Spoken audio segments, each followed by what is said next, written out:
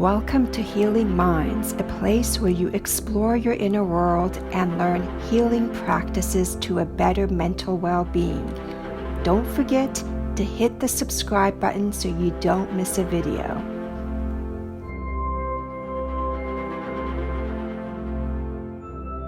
Hi everyone, this is Tanya. Welcome to Healing Minds, and this is where I discuss depression and anxiety openly, learning healing practices and learning about other related mental health topics. So let's get started. On today's video is learning about 7 tips on how to help your sleep, because there are sleep problems during anxiety and depression. I've experienced it, and this is from someone who consistently got 7-8 hours of uninterrupted, good quality sleep until I experienced intense anxiety and depression. So it is very normal. And the number one tip I can give you is not to fight insomnia. It is something that makes it worse. You can't resist it. It happens. Like, for instance, for me, can't sleep at 8, sleep at 9. Can't sleep at 9, sleep at 12. Wake up at 1, fall asleep at 3 a.m. I just kind of had to work with my insomnia and let it be. And these 7 tips are tips not having to do with any medication. So that's your choice. If you want to take sleep medication, talk to your primary care physician or your psychiatrist and find the best option for you, and also understanding the side effects and if you are able to take it, depending on other medications you're taking. I chose not to do that because I was already taking another medication. So I had to find other ways in order to just be able to sleep at night. Number 1 is getting exercise. And I know this is hard, especially if you're in the severe stage of depression where you just don't even feel like moving. You're thinking of exercise. Yikes. But if you start slow, I've created videos on movement and depression, and also a video on mild, moderate, and severe, the 3 different levels of depression. But if you start slow, whether it's just 10 minutes a day, 15, gradually work up to 20, 30. If you get exercise during the day, your quality of sleep is supposed to be better. And I know this differs from person to person, so you have to work with it. Are you a morning exercise person, afternoon exercise, even if you're at work, perhaps on your lunch break, or an evening exercise person before you go to sleep? I know you've probably heard not to work out before bedtime, whether it's 2 to 4 hours, but for some people, the exercise later in the day, whatever you choose, if it's walking, a gym workout, you have to go according to your body and what it is capable of doing and what it can handle. Usually later in the day, it makes one tired, so it helps to fall asleep. I know with me, I can't exercise in the morning. That is the worst time for me, especially on a weekday, on a work day. I can't do it, so I don't. I'm more of an afternoon person where I can go on my lunch break to go outside in nature and get a quick walk in, because it helps me with my anxiety, depression, restlessness. And at times it has helped with my sleep, and at times it hasn't. And I even tried to and made the change to evening. And I felt like when I did some evening exercises, for me as walking, it actually helped me to sleep at night, and rather than not. So it depends on you. So try the morning, afternoon, and the evening and see which one actually helps you with the better quality of sleep. And I feel like you have to choose an exercise enough intensity that it does make you tired. And again, I understand I've had severe depression and I know movement is hard. That's why I kept mine limited. I think I was just walking 15 minutes a day until I was able to build up. And I didn't do anything strenuous because I didn't want to and I couldn't. So my focus wasn't on building muscle strength, toning up, or anything. It was just surviving and getting my mental health stabilized where I can gradually add more. So it's something I feel that you have to work with and see what works for you. Try the different times of day, have 3 options of exercises, see which one perhaps makes you feel more relaxed in the evening and able to sleep. Try evening yoga, restorative yoga. See if that helps you relax with the deep breathing and the gentle poses when you're not challenging yourself or making yourself feel like, my goodness, I can't do this, right? So that's something you can work with to see if exercise helps you with your quality of sleep. But please don't revert to just not doing anything or sitting or lying down or sleeping all day. As I said, even starting 10, 15 minutes a day is better than nothing. Number 2, again, depending on your lifestyle or what you do during the day, 1 to 2 hours before you know you are going to try to go to sleep, remove any stressors if it is possible. It can be stressors of work. 2 hours before you sleep, tell yourself, I am not going to work on any of my projects, or I am not going to do any work, depending on, obviously, the nature of your work and what shift you work. If you work the night shift, morning, daytime, depending on whatever it is, just 2 hours beforehand, tell yourself that your work can wait for the next day. You don't have to do the 2 hours of work. And then come up with your next stressor. Is the next stressor news feeds? If that stresses you out, tell yourself 2 hours before bedtime, you don't want to watch the news, you don't want to read the news, you don't want to read about anything, whether it's the stock market, about wars, about illnesses, just about anything, even if it's good information, perhaps on the news, I don't know. That sometimes it's hard to find. If that's one of your stressors, don't do that 2 or more hours before you go to sleep. And then think of another stressor, like, oh, what is another stressor that I can't deal with before I go to sleep? Maybe it's talking to someone.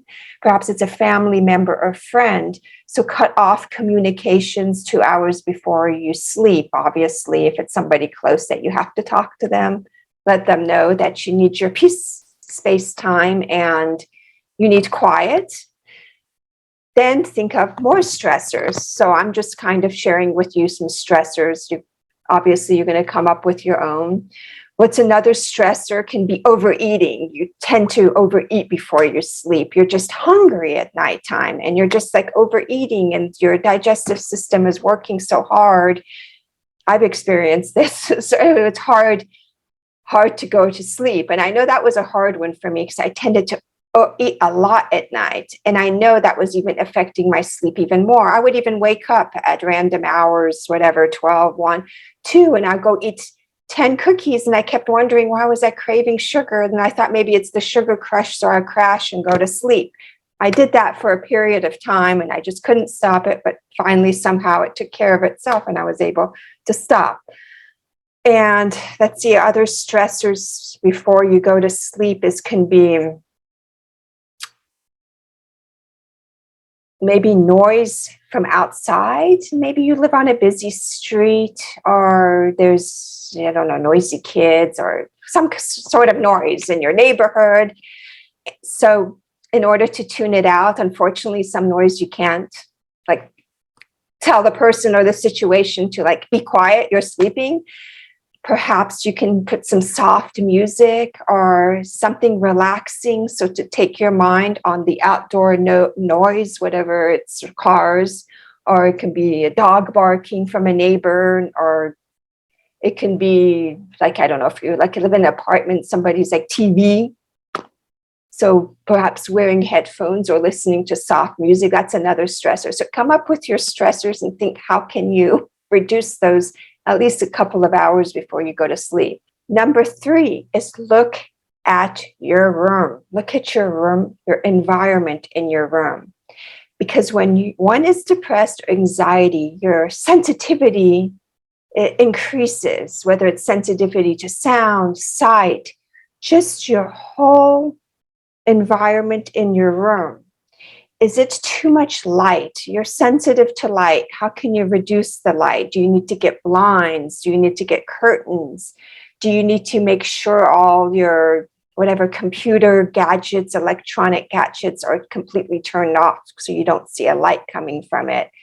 Or perhaps you're listening to soft music. You can explore videos on YouTube, which is dark screen. The screen goes completely dark and you can listen to soft music. So look at the lighting in your room. And if you're one that you're sensitive to light, see how you can reduce it. Or in your room environment, is it cool enough? Look at the temperature. I know for me, if it's really hot, it's hard to go to sleep. So perhaps you can have a fan if you don't have an air conditioner, or leave the air conditioner on to cool off your room, because being hot is hard. And check out the pillows, your pillows, mattress. Do you have soft sheets? Do you have a nice comforter? Maybe you can invest, just for your quality of your sleep, a better comforter or nicer sheets. Or if you're too hot, too cold, having extra blankets available for whenever your body temperature changes. And also clutter in the room. If your room is messy, if it's just too much going on, I know for me, it actually increases the stress level. So I have to clear things in my room so it's not so messy, so I'm actually able to sleep. So explore your room. Maybe it's a scent. Maybe you need to put some lavender or peppermint or something that makes you feel relaxed, in a diffuser or a candle. So go ahead and explore your room and see if there's anything you can make it feel more relaxing, more inviting, and more comfortable to be able to go to sleep. And of course, if you need something to cover your eyes to block out the light. And so check to see what little extra things you need at night to help you. And of course, soft, like loungewear, very comfortable loungewear. And also I heard when you keep your feet warm with socks, that helps with sleep also. So you want to check everything in your room environment and what you are wearing. And even if putting your hair up, you don't want your hair all over your face, that helps. So look into that. And also maybe not having a clock right next to you, because I know I don't like that. I don't like to look at time. So if that's bothersome, make sure that any clocks are out of sight. And your cell phone, like your cell phone is like far away from your bed, because I make sure I leave it far away from my bed, because I don't even want to look at my cell phone. So all those little things definitely count into improving your sleep. Number 4 is, if you can't fall asleep, or if you can't stay asleep, then don't. This is something that has worked for me. I don't force myself to fall asleep. What I do instead is I pick up a good nonfiction or fiction book. It has to be something I really want to read. And I read until I fall asleep. Or I even do that in the middle of the night. Suppose I'm able to only sleep 3 hours, I wake up, then I'm able to pick up the book and read again, then fall asleep instead of falling asleep. But it's not just books. You can write in your journal. You can, actually, I don't suggest the one that I said earlier about going to the refrigerator and eating the whole box of cookies. No, that didn't work for me. And I stopped doing that when I couldn't sleep.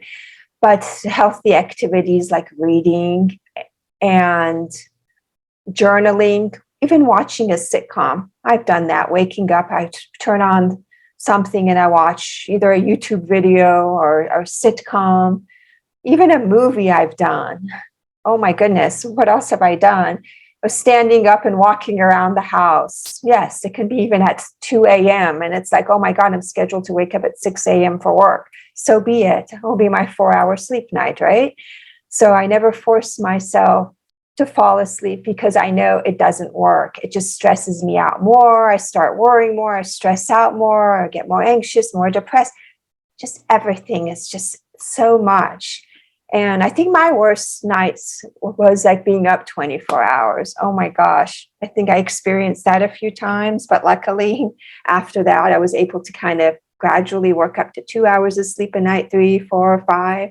I think I'm at 6 hours right now, meaning uninterrupted sleep. So think of things that you can do when you can't sleep. Maybe it's knitting, crocheting, doodling, I don't know, using an adult coloring book, something. And I leave it even by my bed. I leave my books and my remote, things that are there for me just in case I wake up and I just don't want to get out of bed. And I'm like, what should I do? I'm not going to be able to sleep. And it's like 2:30 a.m.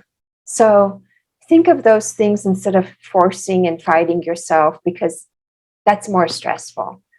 Number 6 is make sure you have had a physical.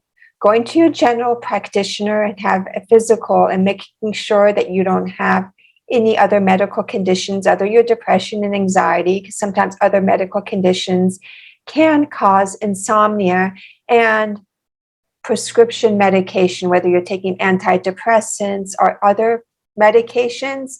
Look at the side effects. Some potentially can say it's insomnia, and you can discuss that with your doctor. Maybe there's an alternative medication that actually helps with sleep rather than making it harder. Because I know certain antidepressants, some help with sleep and some actually may make it a little bit more difficult with sleeping. So again, check to see what your overall health is and the medications you are taking, and also caffeine. How much caffeine do you have? Especially when you have anxiety. I know I eliminated caffeinated coffee in the morning for a long time because of my anxiety and switched to tea. So I made that actually throughout the rest of my day, not having so much caffeine. So see if you're kind of sensitive to that, and that kind of keeps you on edge and keeps you going.